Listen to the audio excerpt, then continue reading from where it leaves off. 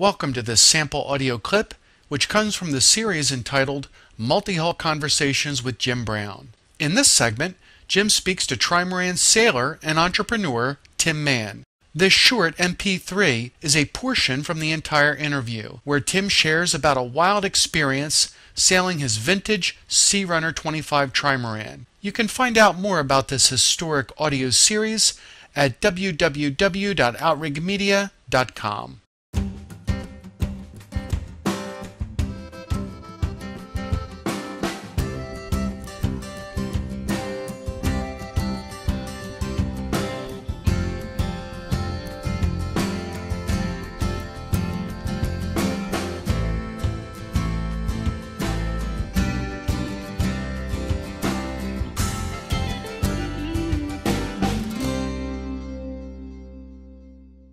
Let me lead in with a story about the Searunner 25, because this will illustrate the quintessential difference between multi-hullers and monohullers and give you a good laugh at the same time. Okay, so I'm going down to Santa Cruz and Monterey for a long weekend or a week in my 25, and a friend and I just sailed down there, and we're actually almost exactly off Davenport. We're about 3 to 4 miles offshore.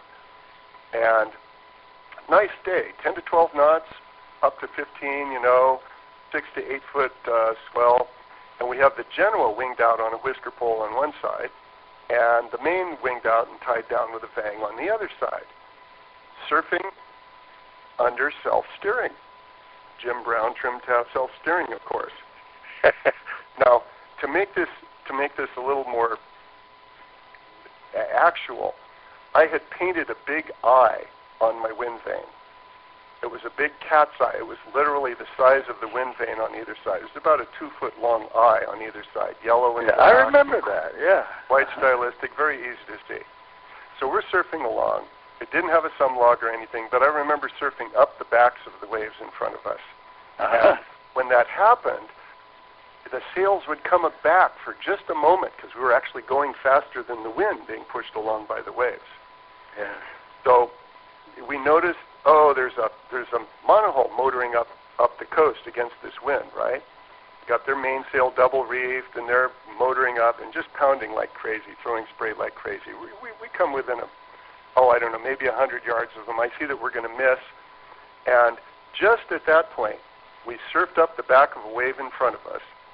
The sails came aback. The wind vane, sensing the wind coming from the other direction now, swung the trim tab over, swung the rudder hard over, and we did a screaming 180-degree broach. And wound up with the sails filled backwards, with the bow facing the wind and waves, and the stern surfing along, pushing a 2 or 3 foot wall of flight water. Oh, you're surfing backwards. Surfing backwards in a Brown 25. We're probably doing, when we've been doing something like 10 to 12 knots, maybe up to 15 before, now we're only doing about 6 or 7, surfing backwards. This happened just as we passed the monohull. We were about 100 yards away. Did I lose you, Tim? And, no, I'm still here. So here we are in the Searunner 25. We've completely turned around now. The Genoa and the main are both filled backwards. We're pushing a 3-foot stern wave, doing something like 6 to 7 knots. And the first thing I do is, I'm going to go get the wind vane disconnected so I can manually steer this thing. So I've got a wiggler on it and a little pull thing, and so I can actually disengage that from the cockpit. So I disengage that. And now I wait until we've got lots of sternway, right? Till we're really going backwards fast. And I slam the rudder over to one side with the tiller in the cockpit. And we broach, and the mainsail loses its wind, and the Genoa fills and pushes us back the other way. So this time I get going straight again, and I try the other direction, shove it hard over the other direction. And this time, Genoa loses its wind, the mainsail gets more wind, fills, and gets us going sternways again. I couldn't get out of it. I did this 4 or 5 times, and then I finally gave up and bit the bullet and dropped the Genoa, pulled the whisker pole in, took the vang off the main, pulled the main in, turned the boat around, put everything up again, and this time steered by hand.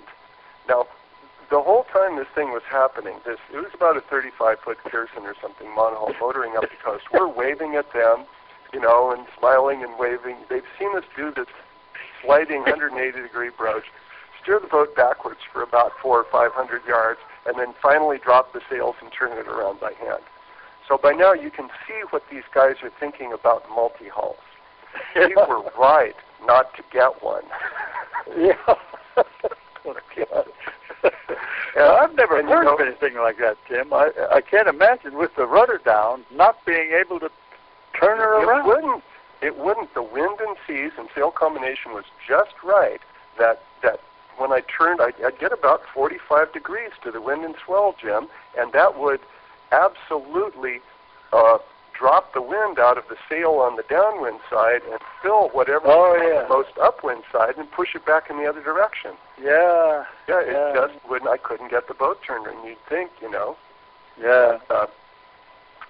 And at the same time, I want to share what I was thinking. I was thinking, these poor guys in that monohull, it doesn't go to weather, and it pounds like crazy, and they're motoring up the coast at 5 knots, you know, shaking, smelling diesel, barfing in the bilge.